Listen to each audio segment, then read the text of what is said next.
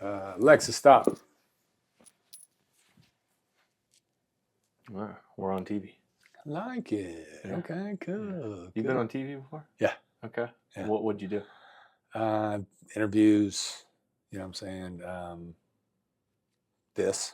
Okay. For different stations, whatever. All right. Yeah.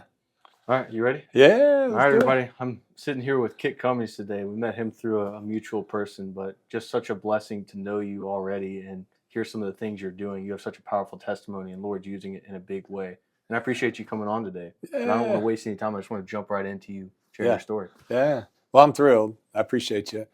And like he does, man, you just kind of fell out of the sky, hit me up. And I love it when that happens. And it happens a lot. And I appreciate it so much. Yeah. Connectors doing what some people have a gift for it. You know what I'm saying? And I don't know. I think I remember a young lady that said, hey, hit him up.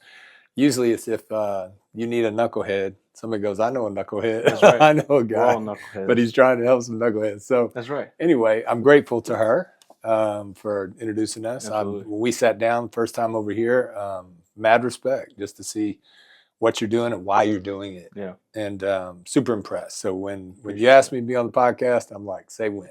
Come on now. Yeah. Come on. Well, let's jump into your story. Where'd you come from and what's your journey? Yeah. So I'm the least likely guy to become a preacher that did. And I mean that. It's like when I was coming up and nobody looked at me and said, man, he's cut out for the ministry. I was the other guy. And so, I share vulnerably my life story. I love my family, man. I mean, but it just was, we had dysfunction, you know what I'm saying? Yeah, for sure. Great people with, some challenges, and mine happens to be addiction. Yeah. And that came through my dad's line, his dad, and it didn't miss me. So I've got that genetic difference, that I call just one more, Yeah. Thousands too many, one's not enough. No, one's too many, thousand not enough, kind of like that. Mm-hmm. And so, I grew up right here, Marietta, Georgia, Cobb County. So, I love my home, love Atlanta. But I probably drank for the first time, it seems like it was 12, 13 years old. And I can say this, and recovering people and alcoholics, addicts can attest to this. It was like the first sip. And here's this little boy, 12 or 13. I look at 12 and 13 now and I'm like, that was me? Yeah. And the first taste of it was like, whoa, I don't know what this is, but I want to do this again. It was just that fast. And the reason why is because, I grew up an insecure kid, afraid, I'm just trying to stay off the radar, stay out of trouble. God bless him. Dad had a problem, and when he drank, a lot of times it made him mad, and he never overcame it. And I lost him in college, lost my dad. He gave up the fight, wasn't able to kick it, but it changed my life. But as a kid, man, I started, whatever made me feel good, I got hooked on. Whatever took me out of right here, right now, because those of us that understand this journey, you're rarely comfortable in your own skin. And so that first drink brought the comfort and ease that I wanted, that made me feel comfortable and not anxious and not afraid. You know what I'm saying? It kind of boom. And so, but I was a good athlete. I don't know how far I could have gone. I played into college. I was soccer and basketball. So from 6, I started and I went and played some college ball. And so I was good and things came easy to me, which maybe wasn't necessarily a blessing. Yeah. Never had to work that hard. I was always kind of one of the best guys on the field, on the court, or, making friends or with girls or studying. It just came easy. And it's a blessing, but it could be a curse because I didn't have to work very hard. Things just came to me. Yeah. And then you add to it this drug and alcohol obsession.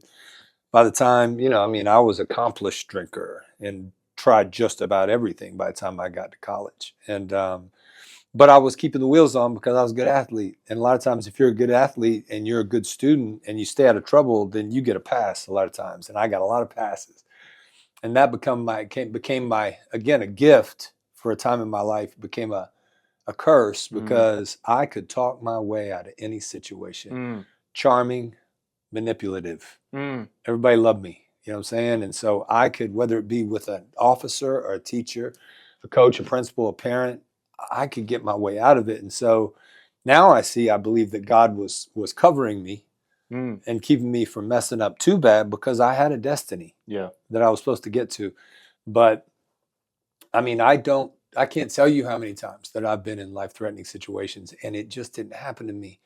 And I work with families now that have had that worst day, you know what I'm saying, where they get a phone call and there's been an accident or an overdose or a suicide, or a date rape, or just what kids are going through. And I managed to navigate that minefield and stay relatively unscathed. And then I lost my dad and everything kind of went dark, and I got really reckless for a minute.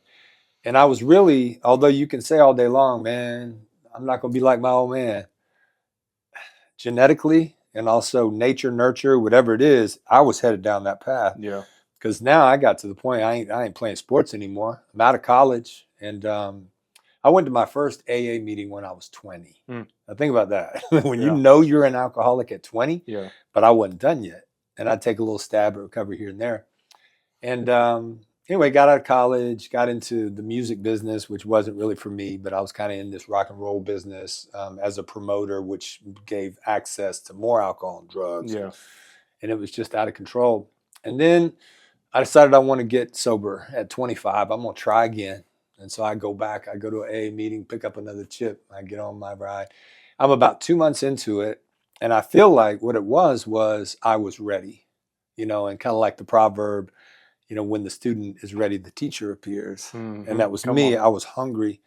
And really, I was burnt out. Age 25, I'm going through a burnout, which is kind of sad. At 25, you should be, that's the wheelhouse year. That's you right now, right? And so anyway, I know what I'll do. I'll get back in shape. So I go and I start playing basketball again, go to the YMCA, and just, we're just out there just cussing and just doing what we do. Yeah. And there's one guy out there, and it's almost like he had this shine around him. He was different than everybody else, but he worked harder. He was a good athlete, very positive. He just had that shine that nobody else out there happened to have. At least I couldn't see it. And I went to him, which was interesting. I went to him at a break. He's at Water Fountain. I go over and I say, "What is your deal, man?" And he's like, "What do you mean?" I said, "What do you do?" And he said, "I'm a minister." And I said, "Now, I had never really done church. I had never done the Bible. My girlfriend was religious in high school, so I go to FCA or Young Life, but I get high and go to Young Life." I was that guy. Yeah. And he was just different. And I said, "Man, something different about you, dude." And then I said, now this was, think about how open I was at this point. I said, "Could I come to church with you?" And he said, "Yeah." And I said, "Where you want me to be and when?" And he said, 9:30 Sunday, blah, blah, blah. It was a pretty big church. And he said, "Meet me." And I said, "Can I bring my girlfriend?" He's like, "Yeah." I said, "All right." So we show up, ready to go, tip top, early. He takes me all the way down to the front. We sit up front, and I'm just like, whoa, I've never done this before. Think about that. I'm unschooled, right? Yeah. And halfway through the sermon, I'm crying. And afterwards, he takes me up. I meet the preacher. And then I go to my new friend, name's Ron, and I said, "Would you study the Bible with me?" I asked him. And he said, "I was going to ask you the same thing." I said, "Tell me where. Say when." And so for 2 weeks, we studied the Bible together almost every day. And I was just like, where in the world has this been? Yeah. Why has nobody ever told me this? And it's like, well, they've been trying. I wasn't ready. Feel that. And so I ate it up. And I was making moves. I was like, I made my girlfriend move out. Give me the key back. Like that. Yeah, I cut my literally sawed my TV cable in two, because I was like, man, I shouldn't be watching some of the stuff I've been watching. I quit drinking. I was just like, I was trying to show God, man, I'm so serious about this. And so I decided that I wanted to get baptized. Did. Chattahoochee River, middle of the night, because I was like, I don't want to wait till tomorrow. I was like that guy. So now this is important for me anyway. He made us the way he made us. So he gave me this addictive personality, which gets a bad rap, but he made me like that. I want things hard. I want to go as long as you want to go. I've got one speed. It's all out. It's just a matter of it's hot and cold. I don't have any lukewarm in the middle. I feel you. I'm just like, and so why would I not do this like I had done everything else? Drinking, drugging, fighting. I'd gotten arrested a few times. I mean, it was just like, okay, I went for life that way and went for Yeah. the world with everything I got. And why Yeah. would I do that? So I'm like, okay, well, then that means I should be a preacher. Now, this shocked the world. My family's worried about me. My friends think I lost my mind. It's like, you heard about Kit? And I'm like, I want to do this. And the first time they put me on a stage, in front of it's a pretty big church. I don't know what it was. Not a huge church, 500-600 people. Something happened. It was intoxicating. It was like I felt something in me that I never felt before. And I was like, there was an engagement, a connection with the audience, and they Yeah. felt the same way about me. And right after that, they're like, you need to be a preacher. And I'm like, right? And so I start training, start out with campus ministry. 3 years later, I'm ordained. Then I have my first church, and then that church grows. They give me another one, and that one grows. And I get to where I'm just good at growing churches. It turns out I had this talent that was hiding and asleep, and then it was woken up, Mm. and it was time. And God just said, now. And I did. And so I got on this ride, and from 1990, when I went into the full-time ministry, to 2000, that church grew from 500 to 5,000. And I was a part of that ride. Mm-hmm. And I became the guy who was leading all the churches in the Southeast for this particular, fellowship of churches. And this big, 5,000 member church here in Atlanta, I was his right-hand guy. And so I had thousands under me, and that I was leading. And I don't know when it happened, but somewhere along the way, I'd gotten married, a couple of little kids, adoring, congregation. And somewhere along the way, the calling became a career. Mm. And I don't know, it was a slow slide is what it was, but it's a heady thing when you're preaching to large audiences and Yeah. they laugh at all my Yeah. jokes and they stand and cheer when I'm done, and then they line up to come and shake my hand, and I'm 35 years old. Yeah. And they treat me like I'm the expert, and I'm not. I can preach, you know what I'm saying? And it's not that I had fallen out of love with God. I just lost it, man. Yeah. And I was heading toward my second burnout at the age of 40. And I started drinking a little bit more, a little bit more. I had my buddies who were also preachers that we were loosey-goosey. And, with alcohol, it came back, started grabbing a hold of me again. But I kept the wheels on, but I wasn't really being open about it. Yeah. It was a little more, a little more, a little more. And then it just all came tumbling down. There was a kind of a thing that went on with our 500 churches around the world, and it began to fall apart because it was built on men. Yeah. In a real way. We didn't know it. Yeah. We were fastest growing church in the city, easy. Yeah. But it was man-made in a lot of ways. And the foundation was faulty. And so when it started to Mm. crumble, my boss resigned, and I'm like, well, I'm out too. And really, I was tired. I was out of gas, man. I didn't have it anymore. And I'm like, I'm not going to keep doing this if I can't do it like I'm supposed to do it. I'm not going to be that guy. Yeah. And I was already becoming that guy. People put you on a pedestal and think that you're all that. And deep down, you're like, if they only knew. And then you feel like a fraud, the imposter syndrome, that whole deal. Well, that's what I was going through. So I quit. And man, that sinful nature, it'd been doing push-ups in the parking lot, waiting on me to get back out there. Because I went fast. That nature came back with a roar, and now I didn't have my staff and my deacons and my elders, and I was not insulated and protected. It was just me out there by myself trying to hustle and make money. Mortgage banking, real estate, insurance, whatever I could do to kind of child support for my kids, see my kids on the weekend. And I went dark, and I just went way back to the guy that before I ever met him. You know what I'm saying? And so now I'm reckless. I'm serial drunk driver, man. I'm hanging out at clubs, not sports bars. And my marriage is on the rocks, man. I'm just like, I've lost it, and I know it. And so, my wife at the time, I'm remarried, have been for 18 years. She kicks me out. I go to rehab, try to save my marriage, didn't work. And so now it's like I've lost everything. I've lost all the support of the church. Now I'm a cautionary tale. People are talking about me. You heard about him? Yeah. And that drives me dark. Mm-hmm. I'm mad at the church, and I'm mad at him. And I'm in my little 800 square foot apartment and drinking every night, during the day, just to stop the pain. And seeing my kids on the weekend, and I'm talking about, I was just self-pity. I was mad. And I went out on that deck, and I looked up at him, and it was kind of like, best way I can remember it. It was the most honest prayer I'd ever prayed. And I was like, is this how it works? I give you the best years of my life, 25 to 40, and you're going to do me like this? Now, he hadn't done anything. He had protected me. Yeah. But I was mad at him. I was mad at the church. I was mad at my wife. I wasn't mad at my kids, but I was mad at everybody. But really, I was mad at me. And so I'd become something that I preached against for all those years. And that was me. And so I said, here's what I'm going to do. I'm not going to have anything to do with you. I said, treat me however you want. I don't care. I'm not going to read your book. I'm not going to hang out with your people. I'm not going to talk to you. I'm going to do whatever I want to do. It was prodigal son. Yeah. Textbook prodigal son. I was the prodigal son.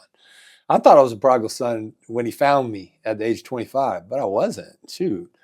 I was just being invited into the ranch. But years later, 15 years later, now I'm the prodigal son, because I'm like, give me my inheritance. I'm gone. And the younger son squandered his wealth in wild living. That was me. I just went ham, dark. And luckily it was only a year. And I got remarried, and I missed him. I was soul sick. And so, second most important prayer in my life. Now I stopped drinking, and now I'm beaten into a state of reasonableness. And I go out under those same stars, and I'm like, I'm ready to talk. And I feel like he was like, how'd that work out for you? My life was in shambles. And I said, I just want to come home. And the prodigal son wanted to return. And just like Luke said, I'm like, I'm not worthy to be called your son. Just make me like a hired man. Just let me. And when I did end up start coming back to church, I was an usher. I used to be the big man on stage. Now I'm just like, let me serve. But then I was prompted, and I don't even know, I can't take credit for this, any of it. But I prayed this, and I don't even know where it came from, because I'd never really done it before. But I said, if you ever let me preach again, I'll go to the ones that nobody wants to go to. I said, the hungry, the thirsty, the naked, the stranger, the sick, and the prisoner. And, shamefully, I had never really done much of that as a preacher. People brought people to me, and I counseled them, trained them, studied the Bible with them.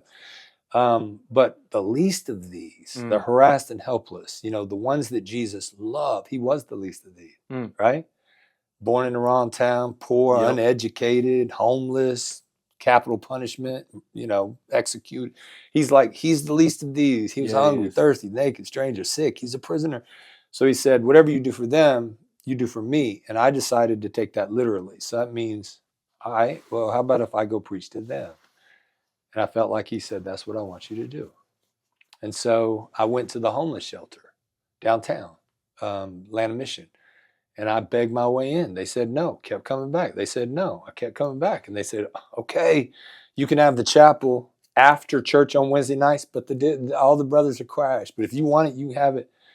And over several months, we built a church of homeless dudes, 80 guys rocking, a choir that was the worst choir you've ever heard, but it was beautiful. And they gave me my faith back. So the least of these became my champions.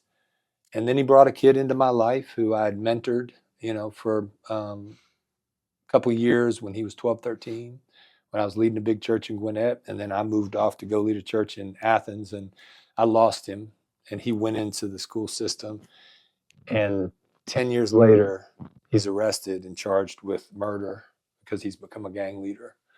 And I didn't even know it. And his mom reached out to me, and she said, Luis needs you now. And I went to the Gwinnett County Jail that night, and I expected a little boy to come out in overall, jumpsuit. And what came out was this big grown man covered with tats. His eyes looked like they had died. And he was looking at a murder charge and a potential death penalty. That was this case. And so they didn't have to ask me would I help, but they warned me this is a dangerous man. Don't. And I'm like, you don't know him. I know him. And sure enough, when I walked in the room that night, his eyes lit up and we hugged longer than men usually do. And that started my 2-year ride with him, with Luis, and we saved one another. I taught him about God, and he started getting out of the life as he prepared for the trial of his life. And he gave me my voice back because I said, I'm not going to preach about you. I was preaching to one person. One person was my church. I'm not going to talk to you more. I was begging him to change Luis. I'm not going to hang with your people. He was my people. And so he just started with one, and we saved each other. I testified for him. The gang threatened me. He got 30 instead of 20, avoided the death penalty. He just got out. Wow. And he's in witness protection, getting his Wow. tattoos removed as we speak. Wow. And so it's kind of full circle, and I'll take a breath. But that one thing, one night I'm driving back from the jail after being with Luis, and I was crying as I was praying. And all of a sudden it went, and the lights came on, and I remembered the prayer. I'd forgot the prayer. If you let me preach again, I'll go to the ones no one. Luis is the one nobody want to go. He's dangerous. He's a killer. But I knew him when he was a kid, before the streets got him. And it was just this revelation, and I was like, you got me. You tricked me. You got me. Wow. And that one thing led to over 100 prisons and jails and detention centers across the country and on 4 continents. It became my life. The most infamous prisons in this state, Mexican prisons, Honduran prisons, South African prisons, Ukrainian prisons. The least of these became my life, and they became my champions. And here was the crazy thing that I never could have done. I was carrying so much shame because of the mistakes I had made. I destroyed a family. I let down a whole church, a lot of churches. I had become a spectacle. I was taking God into strip joints. I mean, I had done so much, and there was so much shame in me that I had to have a place where I could unload it. And maximum security prison with dangerous inmates and gangsters became my safe place. And I would go in there and I would preach and I would cry and they would cheer. And it developed this relationship between me and the incarcerated where I became a made man. And they'd know me before I got there. And I went on this thank you tour, thanked them for saving my life. And they became the great heroes of my life, and I can't stop. I mean, I'll be in jail today. You know I will. I mean, I'm in jail every week, prisons, whatever, working with those beautiful brothers. And I'll say this for your listeners and your viewers. The men I work with and the young ladies and the youth, gangs are my specialty. They have hurt a lot of people. Lives have been lost, things that can never be repaired. I respect that, but I'm trying to help. Not just the brothers that I'm helping to have done these things, but the victims too. Because these guys are getting out. Do we want them to come hurt your family? No. So I ask, please, I'm not discounting what they've done. For sure. So that's kind of the main takeaway that I just want to hit really quick, right, is there's a lot of religious people that would say, oh, you've done all this and that, you've gone off the wrong path, so you're not redeemable. But that's not the gospel, right? The gospel is God can use whoever he wants to use, right? That's right. And he has a plan for your life. He has a plan for my life. And some of the things we go through don't make sense while we're going through it. But then after the fact, that's the very thing that he uses to go back and help other people. Exactly. And you're redeemable, just like the next person that's currently incarcerated, right? And the fact that you're willing to reach out and go into those environments where people aren't willing to go, that's a unique assignment because 99% of people can't do that. You know what I mean? And so I honor that and I admire it. And my question to you now would be, in that initial period when you started coming back to your faith, when you're facing all this scrutiny and these outside voices, and you have this internal shame and the enemy's attacking you, how did you overcome that and end up pushing through? Yeah, great question. For a minute, when I came back, I wrote the book, my first attempt, it was my first book, Diary of a Prodigal Son. And I told my story that I'm telling you, right? And I was beginning to preach again, but I had people in my own town that had strong convictions and opinions. They felt a certain kind of way about me preaching again because they felt like biblically I was disqualified. And I get that. I mean, there are very clear scriptures in there I won't ever be a pastor. One, I don't think it's my calling, but I think that, my story, there's things about the shepherds in there. I won't ever Yeah. be an elder or Yeah. deacon because I'm not qualified for For those sure. offices of the church. I understand that. Um, I am a minister Yeah. of the gospel and also an evangelist. And Mm. this was the epiphany for me, Mm. was I looked at the story where Jesus, he healed Legion, who Yep. was demon Yep. possessed with 2,000 of them jokers. Yeah. And Jesus cast them out and they go down into the pig, the whole crazy Mark 5 story. And I thought, and then he went and preached to 10 cities. Yeah. And his testimony was powerful. I used to be that dude, lived in the graveyard, was dangerous. Chains couldn't hold me, hurt a lot of people. And then he became a preacher. And I thought, well, that sounds like me. I mean, so I think I'm qualified to preach. And I felt like God said that to me. And so I went out and started preaching, but I had detractors. And some of them were my own brothers, man. We were like ride or die. And I say this now, healed, but I think it needs to be said, is when I went through my fall and I was in a dark place, all alone. The phone stopped ringing. Yeah. My ride or dies weren't there. Why? Because I was the drunken fallen preacher hanging out strip joints and crashing cars. Yeah. And I was mad at them. I mean, a lot of those guys, I think almost all of them, we're cool now. They didn't know what to do. So a lot of times people don't call because they don't know what to say. True. And so I believe Jesus said, when I was in prison, you came to visit me, not to convert me or train me or disciple me. You just sat with me. Mm. And I think that's the power of it. But so I had a chip on my shoulder. And I'm not saying that was a good thing. It just was what it was. And when I started preaching again, Diary of a Prodigal Son came out, and a lot of my former churches, really all over, heard about the book because we all had the same publisher, a lot of us. Mm-hmm. And so I was getting invited. And man, I was preaching with a chip on my shoulder. And I think I had to. The chip is necessary sometimes. Oh, You yeah. tell me that I'm done, I'm not done. There was still some pride and ego in it that God had to deal with, but it got me back out there. But I'll tell this little story. I think you might know it from our previous conversations. But so it's during this time, and I'm discouraged. I'm like, I'm back, and they won't have me. Mm-hmm. Where are these dudes at? Like, what are you doing? Yeah. You know what I'm saying? I'm this wrestle, but I'm trying to be humble and righteous, but I'm not. And I'm mad, and I'm in Centennial Park, and I'm walking, and I'm talking to God, and I'm passionate. I don't know what I look like, but I probably look crazy. I'm walking through Centennial Park, downtown Atlanta, and all of a sudden there's this very fascinating couple coming toward me, and they obviously were without a home based on the way they looked. The man was older, in my mind's eye, like 70, something like that. Leather dreads, long silver beard, fascinating. Happened to be an African American brother. Tattered clothes, old shoes, and just the streets, been out in the weather. And then the young lady with him was frail, thin, and if you didn't know any better, you might have thought she was on a street corner the night before. Yeah. And they're walking toward me, and I see him, but I'm kind of in my thing. And he breaks me out of my little trance, and he says, I like your shirt, son. And I'm kind of like, I snap to and say, excuse me? And he said, your shirt, I like it. What does it mean?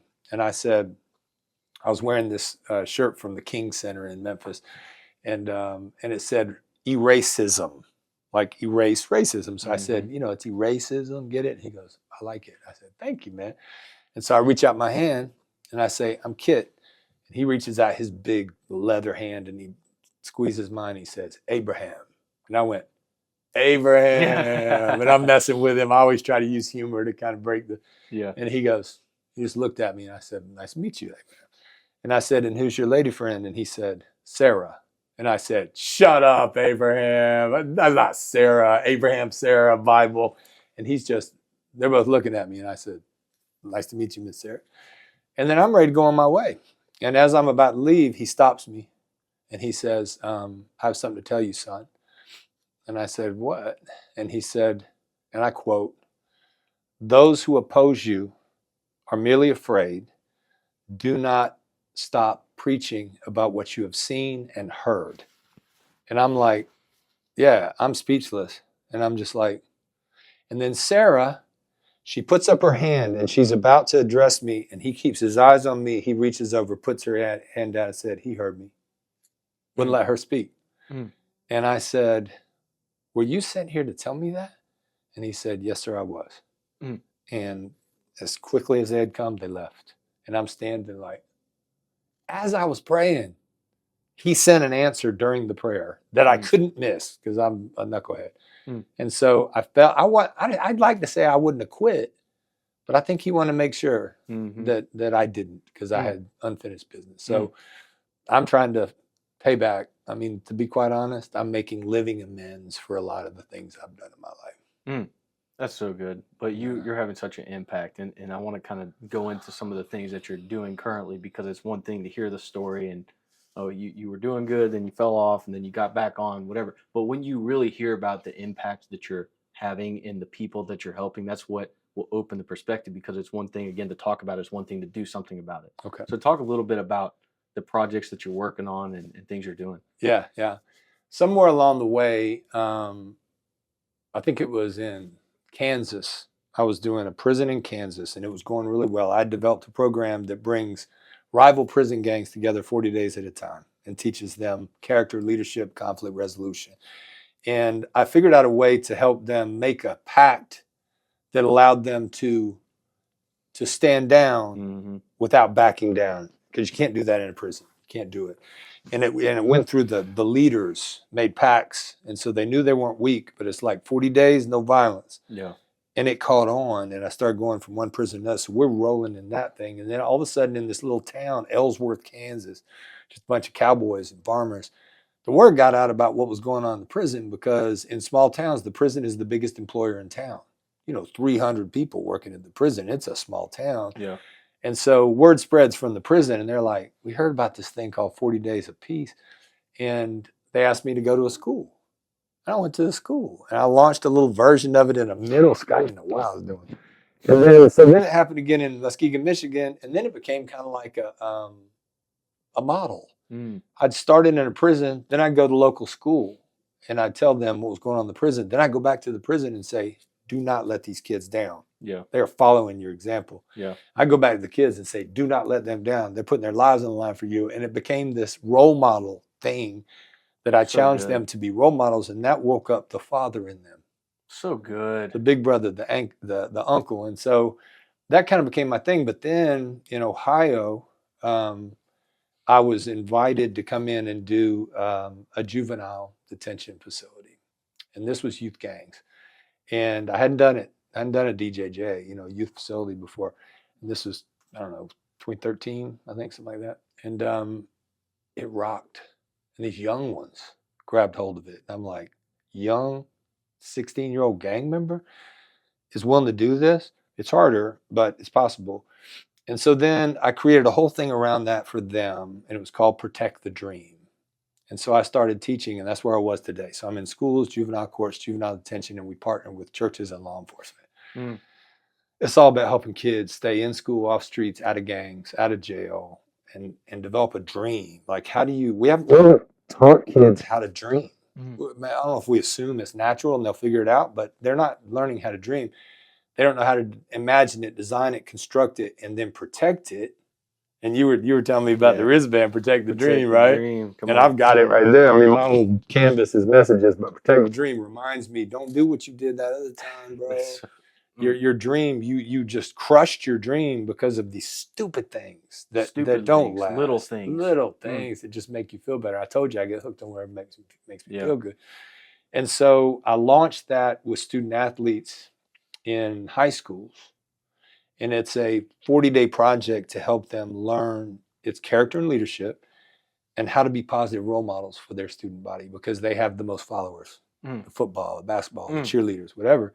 And then teach them to be mentors to the younger ones. And so now it's kind of like, and then I'll do corporate gigs. I preach when I'm invited. I still love to preach the gospel. And it's all about youth, man. So I don't go to adult facilities as much anymore, which I miss it so much. But I feel like for a season, God said, working with the kids. Yeah. And then every now and then I get to go into an adult prison, and I mean, I get so excited I levitate. I mean, I love it. Man, and with the youth too, Lord was dealing with me on that not too long ago. I'm sitting at a red light, and he just goes, it starts with the young. And then he starts bringing these people around that are fired up about it too. And it's just interesting hearing what you're saying, because that's something he's been stirring in me, because in schools, I feel like they put you in boxes and they limit you based on what they think the successful life outlook is really. Correct. And when you're in that box, you don't see the world or realm of possibilities that are actually out there. God's will for your life may not be going to college and getting a 9-to-5 job. It may be going down a completely different path, being an entrepreneur. Right. It may be going into full-time ministry. You know what I mean? Right. It just depends on who you are and what his will is for your life, right? Yeah. But, and I want to say this though too about you, because for many are called, but few are chosen. You are chosen for this assignment because it takes such a special, unique individual to be able to not only walk in those environments, but bring the authority with you and be able to share in a way that they resonate with and that transforms their life. Right. So I just really commend you for that, and for taking the source of your shame and your pain and using it as the thing that's transforming lives. Like, that is so commendable, and not everybody can do that. 99% of people cannot do that. And so I really admire that. That's inspiring for me. No, I mean, I appreciate it. It's, I believe God can take curses and turn them into blessings. Yeah, that's what he does. And because one of the greatest gifts he's ever given me is to allow me to experience life through my poor choices or helping those that have made the worst. And so it's very hard for me to look across the table at someone or standing, whatever, eye to eye, and not feel them, because he's allowed me to have empathy. It's one of the greatest gifts. Because I'm like, I'll ask the brothers, these tough, young, I'll be over at the youth detention center today. And, you know, I've told them, I say, do we have anything in common? I'm an older brother of less color. They're young brothers of more color. Yeah. And I'm like, anybody, you know, come from a divorce situation? And they're like, yeah, me too. Anybody come from addictive, you know, household environment? Yeah, me too. Obviously, you guys have been arrested. Me too. Y'all have had somebody that you love killed or killed themselves? And they say, yeah. I said, me too. Any y'all ever been to rehab? None of them. I said, me too. Anybody y'all been divorced? No hands raised up. I said, me too.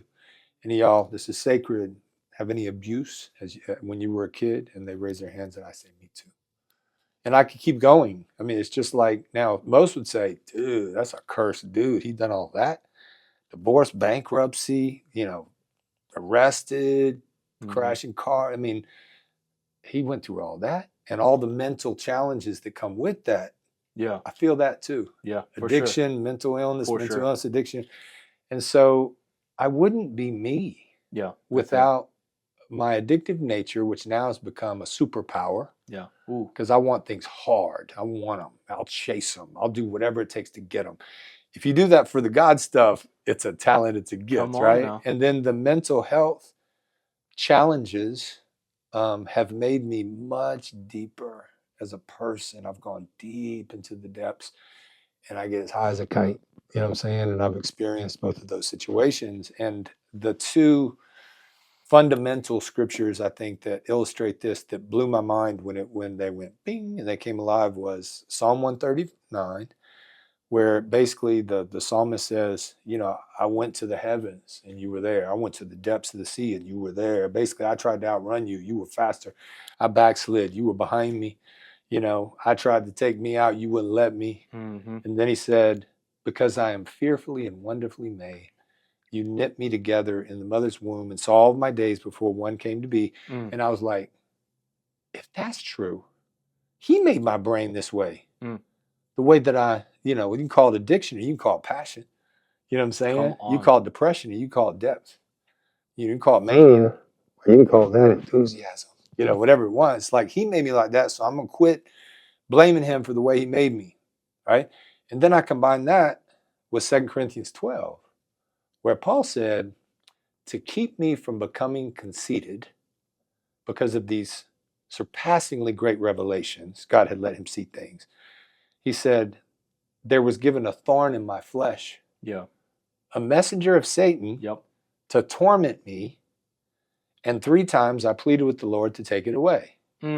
But each time he said, my grace is sufficient, for my power is made perfect in weakness.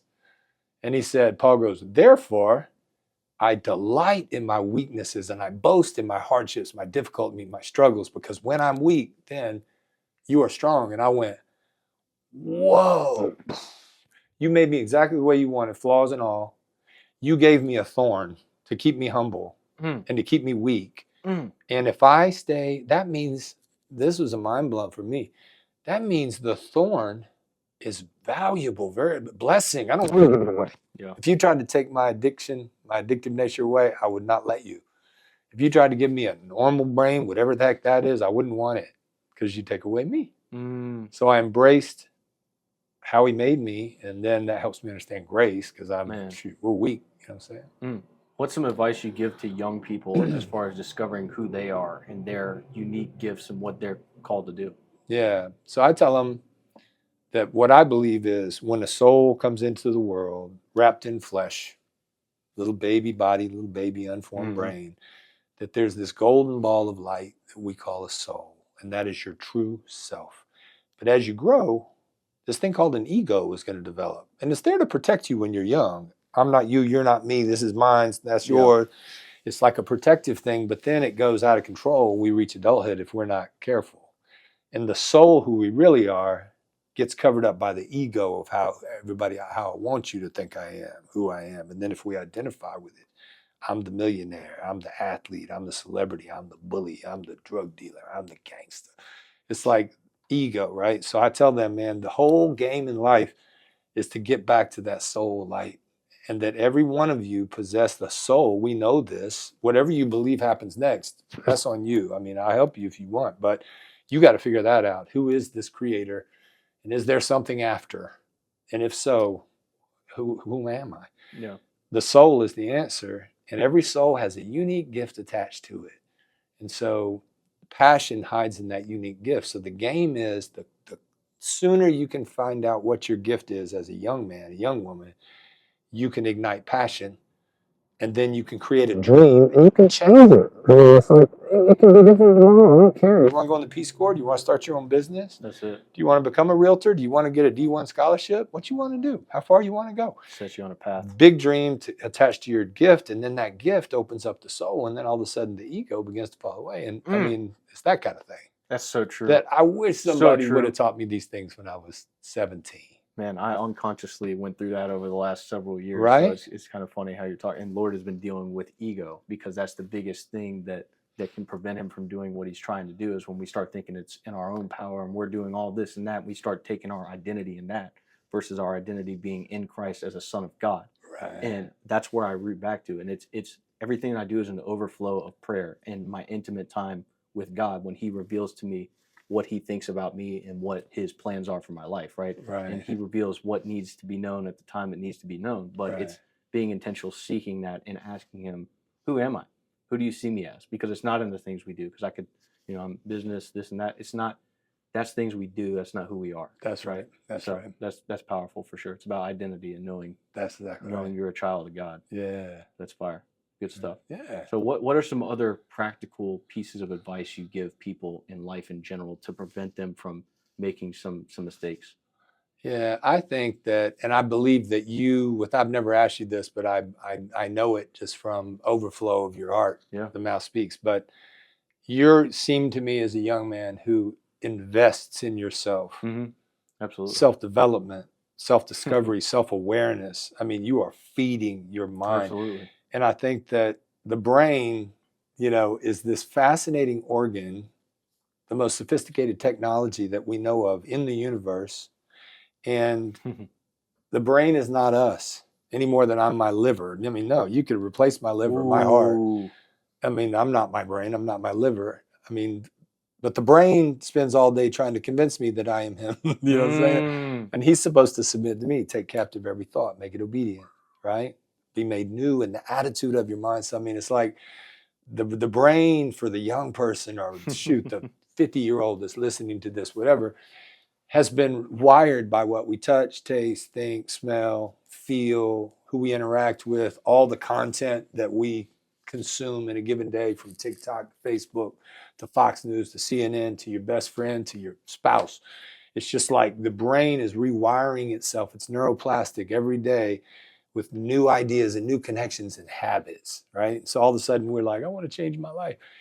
And it's not that easy because you have trained your brain to see a certain way and you're listening to him all day instead of making him submit. And so I try to get people to do exactly what you're doing, which is invest in your most valuable asset, which is the brain that he gave you. If that gets out of whack and I see things through a lens that everybody is this and you always do this and you never do this and this sucks, and we habit of complaining and worrying, excuse making and blaming, and it's not me, we come on a victim and entitled, whatever it is, all that is the brain doing what it's been trained to do, because it does not judge good or bad, healthier and healthy, safer. It's like whatever you give it, the brain is a learning machine, a storyteller, and it will run the show. And that's a dangerous thing. When the brain starts running you, the soul just kind of sits back. And you got to take control of the conversation in the head. Man, this is spiraling on something else too, because I talk all the time. You're a reflection of what you consume, right? And it's has to do with the people pouring into you, the things you're listening to, kind of like you're talking about. If you're listening to negativity and you're hearing these limiting beliefs, of course, it's going to put you in a box and make you feel some type of way, and your actions are reflected in that, right? That's right. I can look back at when I was younger, and based on external perspectives of who I was, it limited me. But when the veil was torn and I was allowed to see beyond that and see what was actually out there and what potential is really there, that's when you can focus on intentionality and seeking truth and the right information. Because one thing I tell people all the time, the difference between where you are and where you want to be is what you don't know. There you go. Because one piece of revelation can change your whole life. That's right. One fresh word from God can change your whole life. That's right. But it starts with the seeking and being intentional on trying to figure it out. Because if you just go with the flow and you're just kind of sucked into an environment, you're at chance at that point, right? Because we don't decide what environment we're put in. That's we don't right. decide where we're raised up. Fortunately, now we live in a time where we have access to so much information that can literally change our life like that. Just like you know that. what I mean? But if you're over time intentional about seeking this information and you do it frequently, consistently, it starts to build you into this person that you're called to be, You create around this golden ball of light. That's it. And for me, kind of full circle, and this has been awesome, to be with you, is it was that desire that became very intentional. Yeah. If you will have me, here's what I will do. And then I did not do anything. That's it. Bro, all I did was get a direct message on this new thing called Facebook in 2008 was when I got the message, Luis is in trouble. He needs you now. Well, I ain't got to think about that. I'm like, say when, where do you want me? And it was that intention, that desire to serve him and my promise to go. And he goes, I'm ready. He waited 3 years from that prayer. That prayer didn't happen the next day. 3 years as he got me ready. And then he brought the kid into my life. And then I went, I see you. And it was on. And it's been the hardest battle of my life. And to be quite honest, it's one of the few things in the history of my life that I haven't quit. I quit on a marriage. I quit on a job. I quit on people. I quit on, and I say that as just as a part of my story, bro. Because now it's like, if you ever quit, me too. I mean, I can relate. But this one, the enemy tried to get me to quit all along the way. It's going to cost you your marriage. It's going to cost you your money. He's threatened. It's going to cost you and I had to wrestle with those things and just walk through fear, bro. You're going to have to work with cartels in a Mexican prison. You want me to do that? Okay, let's roll. Roll in there and start swinging. Baby. And so he's done immeasurably more than I could ask or imagine. I mean that. Immeasurably more. He promises that. To the God who can do immeasurably more than all I ask or imagine. Glory forever and ever. Amen. And so I look around at what I do and where I've gotten to go. And I'm like, it's not more than I asked for. All I wanted to do, will you have me back and make me a hired hand? I didn't expect him to kill the fattened calf, dress me all up and put a ring on my finger. He did that. I just want, please let me come back. And I love that about him.